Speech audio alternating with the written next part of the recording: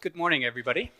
It's a huge pleasure to be here with you, and I hope I brought you an interesting topic to talk about. I will talk about how recreational cannabis will transform the cannabis market in Germany, and we're going to first look at the consumer and patient numbers, how they are today and how they could develop. Then next, we're going to look at the addressable market. Then we go further into details, look at the product categories that entail recreational cannabis. Then we will look at the quality side, because to market product in Germany, you need quality standards. And then last but not least, I brought a couple of questions which are still open, and I'd love to discuss them with you, and I'm looking forward to all your input. All right, so here we can see on the left side with the blue bars, the patient numbers between 2021 to 2028. And on the right side in the green bars, you see the recreational consumer numbers between 2024 and 2028. I'll talk first about the patients and then about the consumers. So you see here 62,000 patients last year. Why is it only 62,000? Well, it was approximately 15 tons that were sold to patients, so 15 tons of flower equivalent in 2021. And if you assume an average consumption of 0.7 grams a day, you arrive at 62,000 full patients. Full patients means they are consuming every day 0.7 grams. In reality, we had more than 62,000 patients, but they onboarded during the year.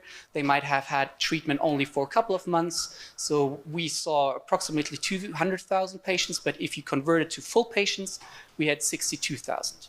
Now, when we look at the benchmarks, we know that in Canada, United States, Israel, in a fully developed market, in the medical sphere, we see between 1% to 2% of the population becoming medical cannabis patients. And we assume internally at Demecan that by 2028, 0.6% of the German population will be cannabis patients, with a long-term target of 1%. So you already can see we're very conservative in our estimates for the future, but we like to keep it that way because then nobody is disappointed, especially investors keep on being happy. Now, consumers. You can see the bars on the right are a little bit higher than the patient numbers. And I think it's very important to take some solid study to start your analysis for the future. And we use the HAUCAP study from late 2021, where HAUCAP was analyzing how recreational cannabis could benefit the government in terms of taxes and savings. So the interesting analysis he did was in his conservative scenario, today in the black market, 420 tons of cannabis are being consumed annually. 420 tons are an equivalent of 4.2 million consumers. That is 5% of the German population. So when we look at the legislative process here in Germany, we can see that recreational cannabis very likely, we will see a draft in late 2022 of the new law. We will see the legislation being passed in 2023. And then again, conservatively, we estimate that by 1st of January 2024, recreational cannabis is legal in Germany and accessible for the general population. So you can see that we estimate by 2024 that 656,000 German consumers will consume cannabis. Why is it not 4.2 million? Well, you look at Canada, you look at the United States, you look at Israel, and you see clearly the black market is resilient. It stays. For some reason, it is the price point, obviously. We estimate that the retail sales prices will be around 10 euros in Germany. So many of those who are consuming in the black market will actually migrate. But to get at a full potential, at a conservative estimate, it will take at least 5 years. And that is only 5%. We see a long-term target of 10% of the German population becoming cannabis consumers. Any questions so far? Okay. So those are the numbers. And please keep in mind, and we will see that now with the next slide, which is addressing the addressable market. A patient for a cannabis company and a consumer, they're very different. Not only in the way how you approach them, but also in terms of revenue you can achieve with a patient and a consumer. We estimate that every patient is an equivalent of 3,000 euros per year, while a recreational consumer is only 650 euros a year. That has mainly to do with the average consumption per day and flower equivalent. Here, patients, I already said it was 0.7% we estimate, while on the recreational side, we're estimating 0.3 grams a day. All right, addressable market. It's growing, that's good. I already talked about the timeline for legislation. When you look at the market volume in 2021, we saw around 150 million euros. And when you see to the far right, you see a combination of the blue bar, which is the medical market, and the green bar, which is the rec market, of approximately 4.2 billion euros. That is 28 times more than in 2021. So yes, there's headroom, and it's going to be very interesting here in Germany. Now, please keep in mind that all those figures, extrapolations, are based on HAUCAP conservative scenario of 420 tons of recreational cannabis.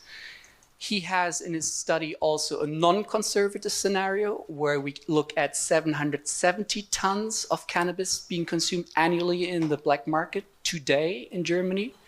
And then if you look at the benchmarks, you see that while a black market might have a number of ex-consumers, actually a illicit market, a legal recreational cannabis market is bigger in terms of consumers because you have consumer groups that are becoming part of the whole business that in the black market weren't there because product categories develop with a legal market. And I'll address that with the next slide. I'll first give a quick overview of the medical market on the left side, and then we go to the recreational side. So we have 5 main product categories in the medical sphere in Germany, which is medical flowers. A part of that is being produced domestically here in Germany. Most of it is being imported. And if you look at the import numbers, there's far more being imported than sold. There is full spectrum extracts, which is basically tinctures. It's the fastest growing product category in Germany. It's very interesting. It's high margin business. Then we have dronabinol, where we have a THC mono extract, be it naturally or synthetically. We have FMP, finished medical products, and we have others. That is mainly CBD formulations. You see also market shares in this column. This is based on December 21 MAT. Today, those market shares, it's very likely that there won't be sale to minors younger than 18 years old. No, but if there is, I imagine there's a penalty. Will it be the same penalty as selling alcohol to under 18, or will it be more strict? I can't answer that question because we have no news from the government how they want to punish. At this moment, they're really trying to figure out how to get product and recreational cannabis going. All right, so another question I brought to you is, will recreational cannabis be regulated in Germany federally or state by state? Haha. So we have 16 states, and if you look at Canada, actually it's a mess. So I really think the Canadian market is a mess. Why is it a mess? Because every state is regulating cannabis in its own very distinct way. Yes, there are federal laws for cannabis, for recreational cannabis, but each province is having their liquor control board. And this already brings me to the next point, is whether is the German state going to be a wholesaler in the recreational cannabis market. So in Canada, the state is taking 30% of the margin, 30 40% of the margin, actually making the product more expensive and delaying the process of the black market consumers or legacy market consumers to go into full legal. So I strongly push at all levels for avoiding that, because it simply makes it more expensive and not at all more efficient. Any comments to the last 2 points? No? Okay. Oh, wow. Okay, fourth one. Will the German state continue to act as a wholesale? I already said that, sorry guys. Next one. Will recreational marketing be regulated the same way like alcohol and tobacco? Or are we going to see much tighter regulations? So every one of you who has been to the United States and in New York or in Nevada or even in Las Vegas, seeing all the billboards, the trucks with the flashy marketing things, I don't think this is going to happen. I actually fear that German legislators want to tighten up marketing even tighter than alcohol and tobacco. And this goes very much in line with very likely they won't legalize all product categories at the beginning because they're afraid. Hopefully there will be some relaxation, but quite honestly, if marketing is going to be allowed for cannabis like alcohol and like for tobacco, then we have a pretty good situation, guys. Because right now in the medical sphere and all those guys working there, they know very well that we can't market at all, and there are many players who do, but they act at least in a gray area. Okay, and now for all the pharmacists, will the dispensary system start with pharmacies? What do you think? I think we will start not without pharmacies, but not only. So are you all aware about the Canadian bottleneck phenomena we saw in 2018? So anybody who has been in Toronto in 2018, 2019, who knew that recreational cannabis was legal and was desperately looking for it because there were like 4 dispensaries in Ontario in 2019, and actually all producers, they were producing for normal distribution channel, but there was only 4 little bottlenecks. And I think that is one of the reasons why we see that in Canada, only 20% of all biomass being produced is being sold to consumers. So I hope and I agree that pharmacies will be part of the dispensary system. I also think there will be room for normal dispensaries, whether this is going to be like single dispensaries or being part of a retail chain. There are big retail chains in Germany. Please be aware of that.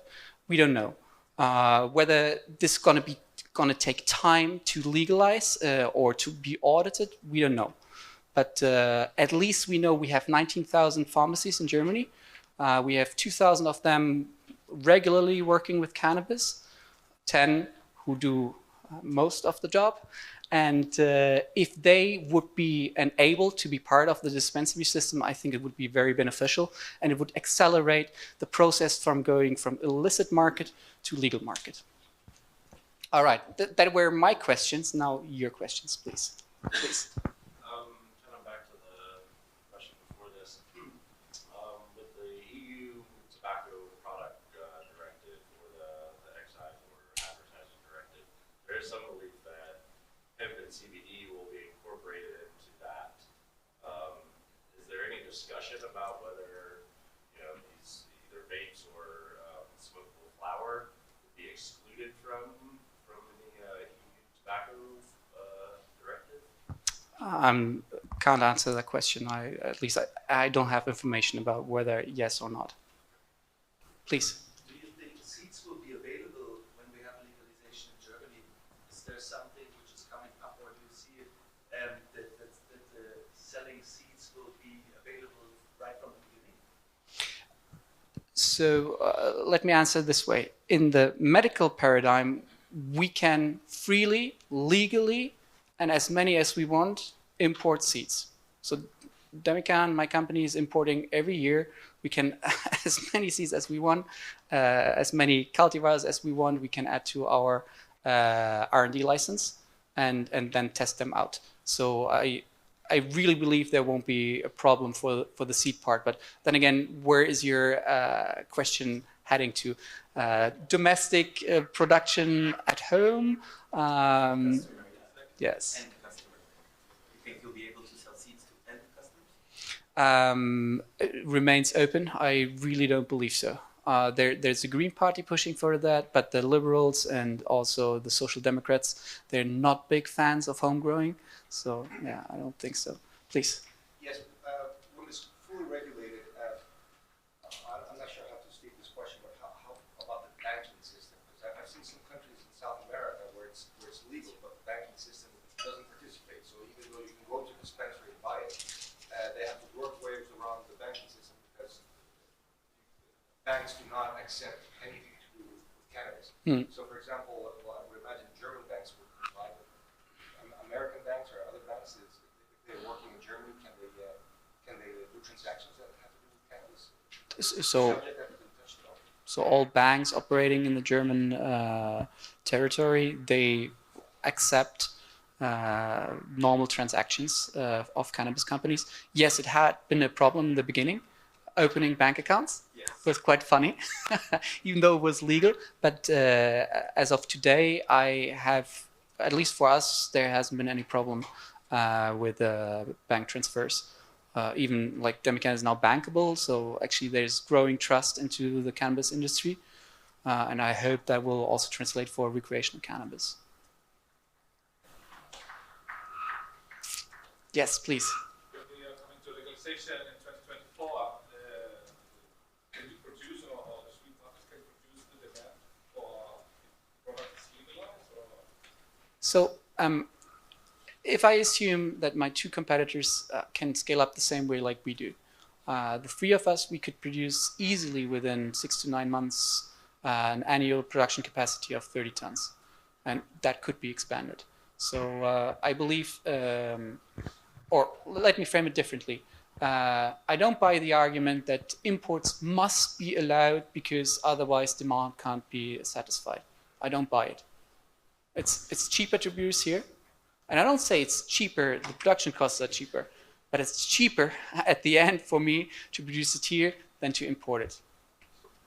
This is a bad argument for us importers, basically. And in the next few months, the minimum wage is getting higher. Do you still think you'll be able to be under market price? Like, you about 2.5?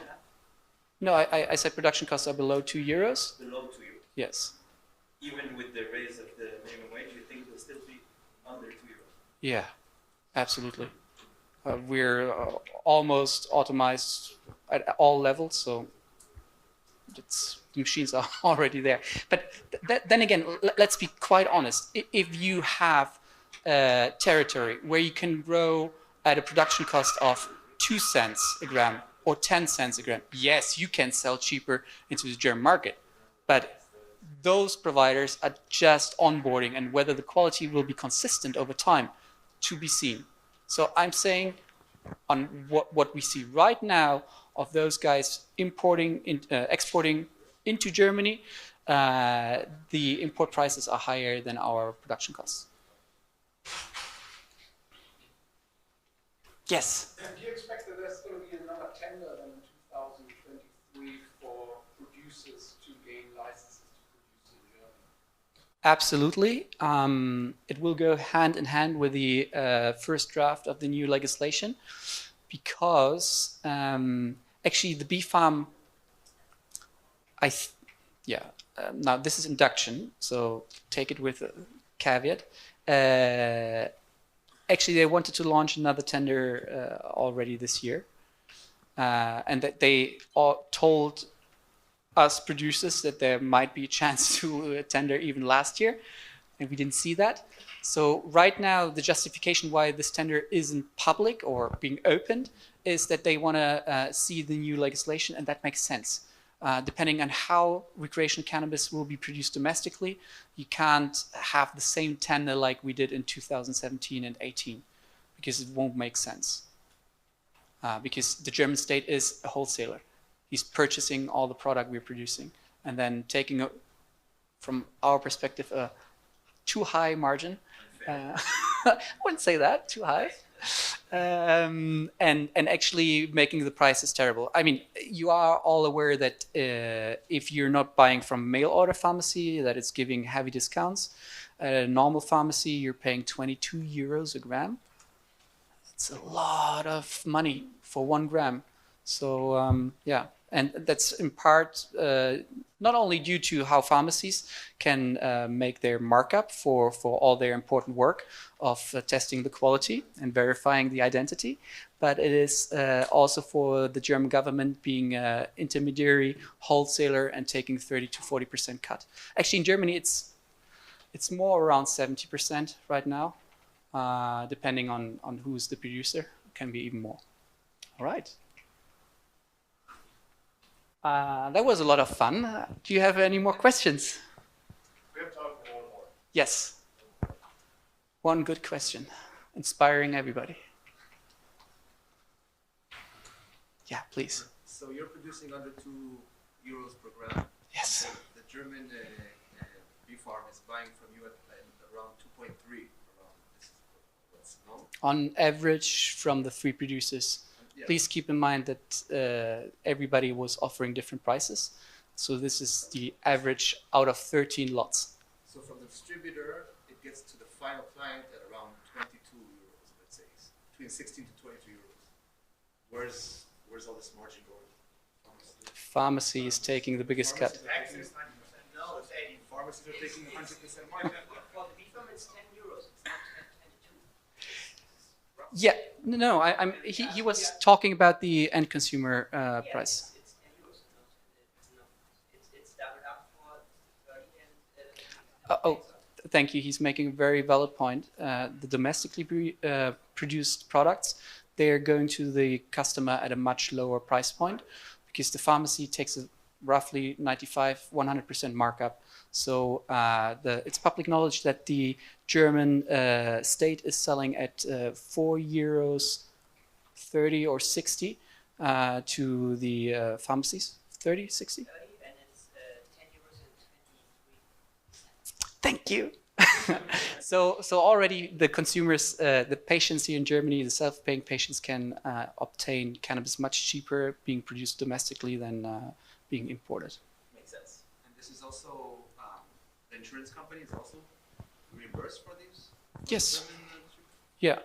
So they're agnostic about where the product is coming from, but it's more important whether it is a true patient or a disguised consumer. Yeah. Which is most of the market.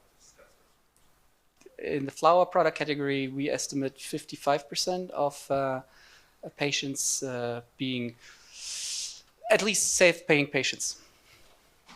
Yeah, Around 70 to 80% the disguised patients. yeah. You should talk to this gentleman. He will give you the best insight. Thank you so much. That has been a lot of fun.